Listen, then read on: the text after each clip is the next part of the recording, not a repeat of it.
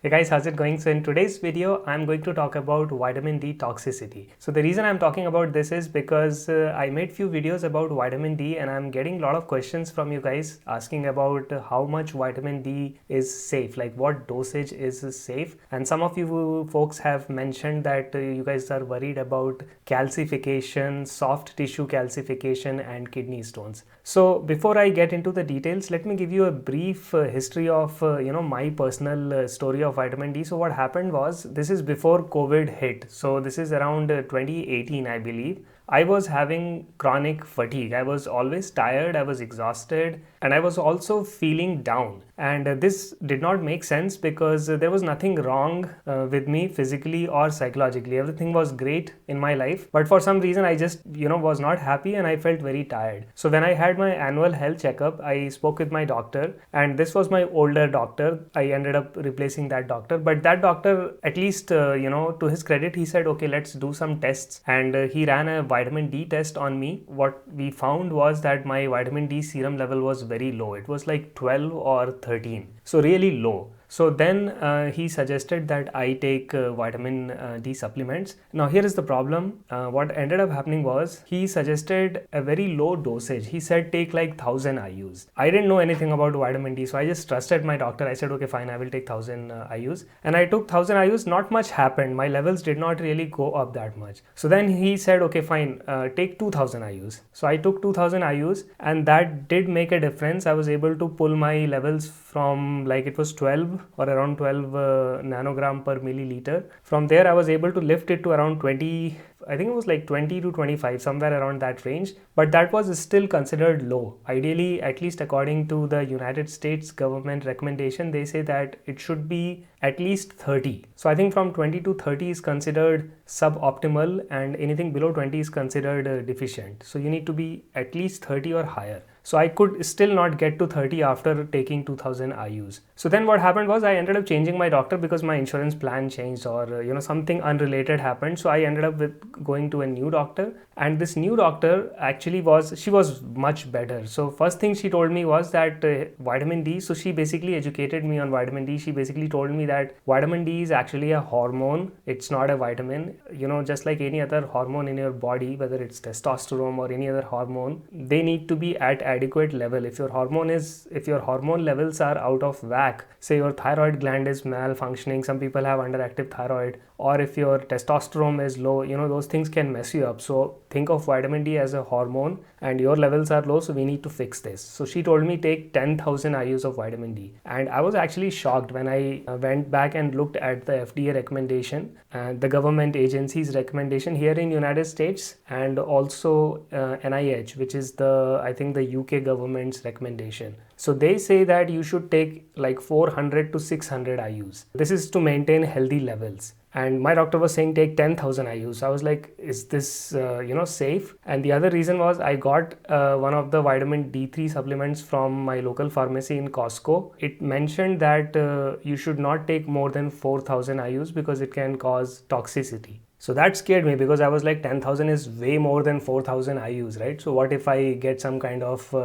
toxic side effects? And I had done some reading in the meantime, and I had read that high levels of vitamin D can cause kidney stones, calcification in your soft tissues and in your arteries. And so there were a lot of scary things that I was reading. The last thing I wanted was kidney stones. So I had a discussion with my doctor, and I told her my concerns, and she kind of started laughing, and she said that first of all, the numbers that you are quoting, these are all very obsolete. So some of these numbers were established decades back. Some of them actually go back all the way 100 years back. So now in today's video, I've got this paper here with me. I was going over some medical literature. I came across this paper. So this is from Mayo Clinic Proceedings, and the title of this paper is interesting. It says, vitamin D is not as toxic as was once thought, a historical and an up-to-date perspective. So I read this paper. I'm not going to read this whole paper today, but I'm going to summarize this paper because I think this paper is really interesting and it cleared up some of the doubts that I had, and I'm sure it's going to help you guys. So the first thing that this paper covers, and this is really really interesting. It actually goes back to late 19th and early 20th century, and it talks about the evidence of growth retardation and bone deformities associated with rickets in more than 80% of children that were living in east coast of United States and throughout Europe. So basically what the doctors found was that if these children were exposed to sunlight, or if they were given food which was exposed to ultraviolet B radiation, then the vitamin D deficiency in these children was resolved. So this paper goes on to mention that by 1940, scientists knew that vitamin D was effective treatment for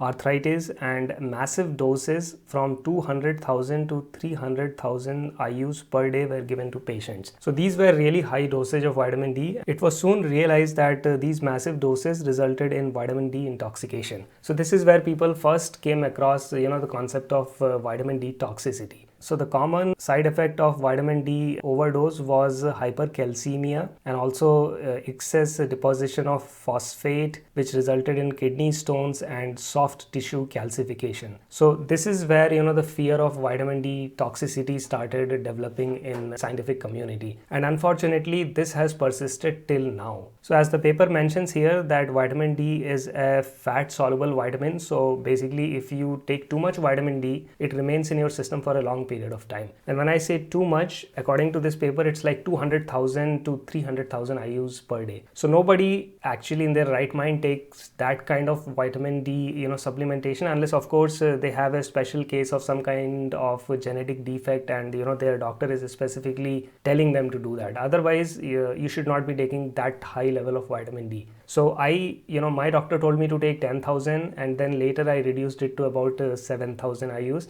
and I am able to maintain around 50 nanogram per milliliter of vitamin D serum level with that amount of dosage of vitamin D. So the authors here are reporting a study which was conducted on more than 17,000 healthy adult volunteers, and they were given doses of vitamin D up to 20,000 IUs per day. And these patients did not demonstrate any toxicity, and the blood level, this is the vitamin D serum level in their blood, even after taking 20,000 IUs of vitamin D daily, it was less than 100 nanogram per milliliter. So the point of reference here is that 100 gram per milliliter is considered safe by Institute of Medicine, the Endocrine Society, and many reference laboratories as the safe upper limit. If your vitamin D serum level is less than 100 nanogram per milliliter, you are fine, you are not toxic. Now my older doctor, actually he was of the opinion that you should be somewhere around 30 nanogram per milliliter, and if you are higher than that, then that's a problem. So that's why when I switched my doctor, and when I had a discussion with her, she was laughing and she was saying no, you need to target at least 50 nanograms per milliliter. So anywhere from 50 to 65, that's what my doctor said. That is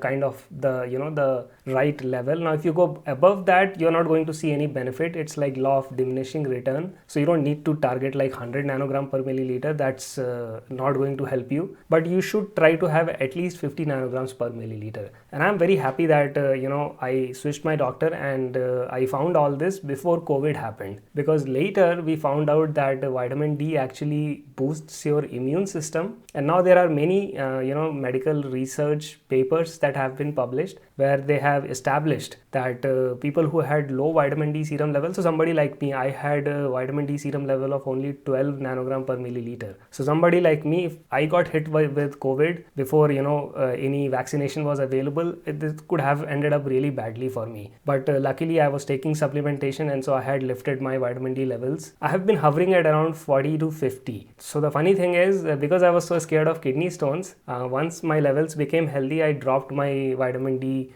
dosage, thinking that I don't need high dosage to maintain my levels, and then my level dropped back to 30. So when that happened, this happened last year. So then my doctor kind of scolded me like, why are you not listening to me? So then I bumped my dosage again. So I'm taking about 7,000 IUs of vitamin D3, and that is maintaining my level to about 50 nanogram per milliliter. Now one size fits all, that doesn't work with vitamin D3 supplementation. So based on your age, based on your skin color, your skin pigmentation, based on your genetic, some people have genetic defects which basically messes up with their vitamin D synthesis in their body. So there are a whole bunch of variables in the equation. So the only way you can find out how much vitamin D supplementation you need is by getting a blood test and talking to your doctor. So for me 7,000 works. Maybe for you, you'll need need less, maybe you need more. So here is the bottom line. This is the final conclusion that the authors are drawing here. So they say that the evidence is clear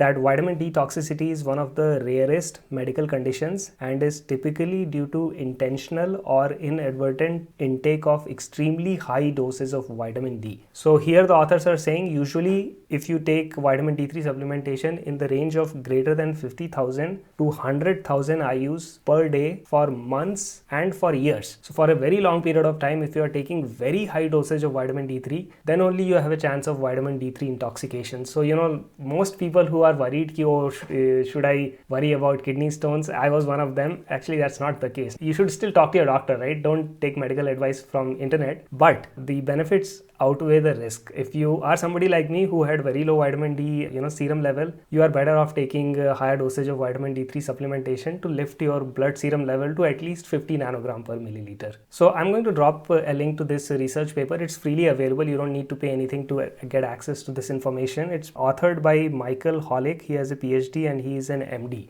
Now, if you guys are interested in learning more about vitamin D and my personal journey of how I discovered my vitamin D3 deficiency and how I mitigated it, check out this video over here. It's an interesting personal story of mine from a couple of years back when I had vitamin D3 deficiency and what I did to fix it. You will find this video very interesting and maybe useful. So go check out that video and I will see you guys over there. Bye.